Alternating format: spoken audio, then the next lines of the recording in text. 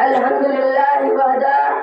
والصلاة والسلام على من لا نبي بعد أما بعد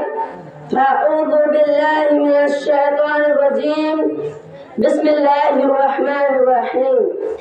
إن الله لا يغفر أن يشرك به ويغفر ما دون ذلك لمن يشاء خدا سے مانگ جو کچھ مانگنا ہے اکبر خدا سے مانگ جو کچھ مانگنا ہے اکبر یہی وجہ ہے کہ ذلت نہیں سوال کے بعد کرسیہ صدرات پر جمع افروز صدر محترم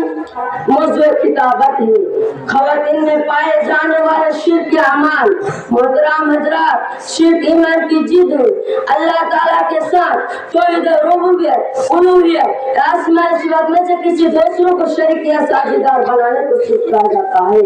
علامہ ابن قیم شرک کی تعریف کرتے ہوئے فرماتا ہے کہ بندہ اپنے ریکارڈ نیت یا عقیدہ میں دوسروں کو برابر بنائے اسے شرک کہا جاتا ہے شرک اکبر ان کے باہر گناہوں میں سے آتا ہے یہی وجہ ہے کہ تمام انبیاء کرام نے شرک سے بچنے کا ہمیں درس دیا ہے جس کا اندازہ ہم اور آپ اس بات سے لگا سکتے ہیں کہ شرک ایسا گناہ ہے جس اللہ تعالیٰ کبھی معاف نہیں کرے گا اللہ تعالیٰ کا فرمان ہے ان اللہ لا یغفر ان یشرک بہ ویغفر ما دون ذلک لمن یشاء بے شک اللہ تعالیٰ اپنے ساتھ کیے جانے والے شرک کو نہیں بخشتا اور اس کے سوا جسے چاہے بخش دیتا ہے اللہ تعالیٰ مشرک کی سزا سناتے ہوئے فرماتا ہے کہ اس پر جنت حرام ہے انه من یشرک باللہ فقد حرم اللہ علیہ الجنت ومأواه النار ایسے ہی اللہ کے نبی صلی اللہ علیہ وسلم حضرت معاذ بن جبل رضی اللہ عنہ کو نصیحت کرتے ہوئے فرمایا تھا لا تشرک باللہ شیئا وان كنت تعرض اے معاذ اللہ کے ساتھ کسی کو شریک نہ ٹھہرنا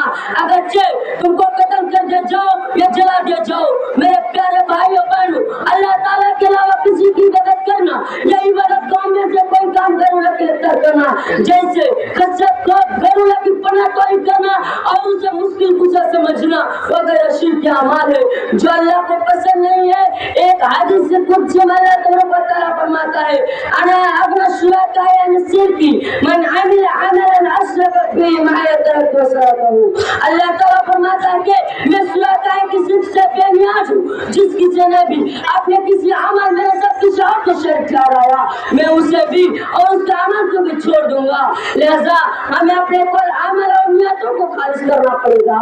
محترم سامنے و سامیات شرک عمل ویسے تو مگر کسی سے بھی سجد ہو سکتا ہے مگر عورت اس کی کمیات کے پیچھے خاص وجوہات ہے عورتیں فطری طور پر نازک ہوا کرتی ہے ان کی اپنے جذبات سے کمی لڑکاتا ہوا ہے اور وہ کسی بھی گھڑی معقول ہو جاتی ہے جب ہم اس کی معاشرے کا جائزہ لیتے ہیں تو معلوم ہوتا ہے کہ خواتین مردوں کے مقابلے میں زیادہ شرک کے عمل گرفتار ہے جین بھوک سے ڈرنا بیماریوں میں پال لینا کسی کی موت سے نحوست لینا ولادت وغیرہ کے موقع پر بچوں کی بیماریوں کے وقت گھر سے نکلنے یا الوداعی موقع پر الٹے سلٹے کام کرنا ان کی فطرت کا حصہ ہے جو شرک نہیں شرک اکبر کے دروازے کھول دیتا ہے محترم سامعین و سامعات شرک عمل ویسے شرک اکبر کے علاوہ شرک اصغر میں بھی خواتین سب رہا کرتی ہے بات بات پر غیر اللہ کی قسم کھانا جیسے ماں باپ اور اولاد کی قسم کھا لینا جو کہ شرک اصغر کے قبیل سے ہے نبی صلی اللہ علیہ وسلم نے فرمایا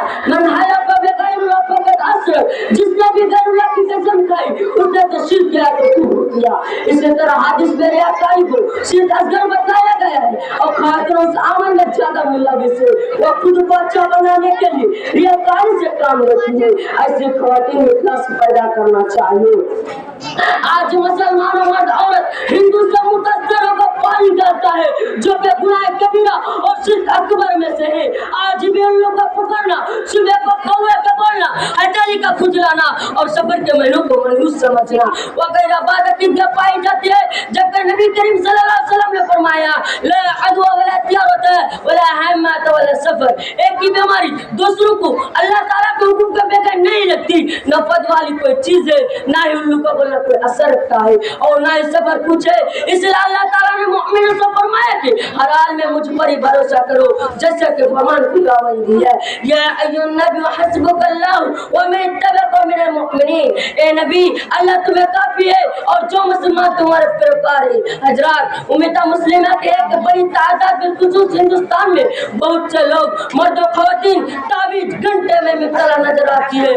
नमाज पढ़ने और कमजोरी से बचने के लिए गाल पर काजल का टीका या हाथ पर कड़ा छल्ला काला धागा खुद भी पहनते हैं और अपने बच्चों की कमर वगैरह में भी पहनाते हैं, जिसका शुमार शिर्क में होता है। मोहतरम सामीन व सामियात, शिर्क इतना अजीम गुनाह है कि मुश्रिक हमेशा के लिए जहन्नम में होता है। मुश्रिक को अल्लाह ताला कभी माफ नहीं करता। मुश्रिक से अमल गलत हो जाता है, शिर्क करने वाले दुनिया में मुर्तद हो जाता है। आखिर में अल्लाह रब्बुल आलमीन से दुआ के ए मेरे परवरदिगार, तमाम